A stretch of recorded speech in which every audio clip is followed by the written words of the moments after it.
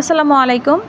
আপনারা যারা মনিটাইজেশন পেয়েছেন তাদের কিন্তু একটি ভুলের জন্য কিন্তু মনিটাইজেশন আবার চলে যেতে পারে। তাই আপনারা অবশ্যই এই জিনিসগুলা খেয়াল করে দেখবেন যে আপনাদের এই জিনিসগুলা ঠিক আছে কিনা। সেটা হচ্ছে আপনারা আপনাদের মোবাইলের প্রফেশনাল ড্যাশবোর্ডে চলে যাবেন। সেখানে যাওয়ার পরে দেখতে পাবেন মোর টুলস নামে যে অপশনটা আছে সেখানে ক্লিক করার পরে আপনারা চলে যাবেন মডারেশন অ্যাসিস্ট নামে একটা অপশনে। আপনারা একটু নিচের দিকে চলে যাবেন। এখানে দেখবেন মডারেশন অ্যাসিস্ট নামে একটা অপশন আছে। সেখানে যাওয়ার পরে অ্যাড এই অপশনে ক্লিক করবেন। তারপর দেখবেন নিউ অ্যাকাউন্ট, এখানে ক্লিক করার পরে অ্যাড টু ওখানে ক্লিক করবেন। আবার অ্যাড টু এখানে এখানে যে কয়টা অপশন আছে সেই কয়টার মধ্যে প্রত্যেকটাই আপনারা এভাবে আস্তে আস্তে করে ট্যাপ করবেন। এখানে কাজই হচ্ছে শুধু ট্যাপ করা।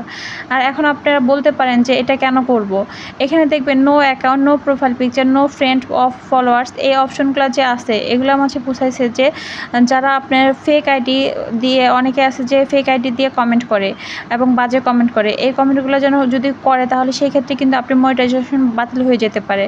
আর তারপরে দেখবেন যে নো প্রোফাইল পিক, অনেকের আইডিতে আছে যে কোনো প্রোফাইল পিক দেওয়া থাকে না, যার কারণে দেখা যাচ্ছে যে সেগুলোও কিন্তু ফেক আইডি হিসেবে গণনা করা হয়। সেগুলো থেকে যদি আপনার প্রোফাইলে বা পেজে যদি বাজে কমেন্ট করে সেই ক্ষেত্রে কিন্তু আপনি ভায়োলেশনে পড়বেন।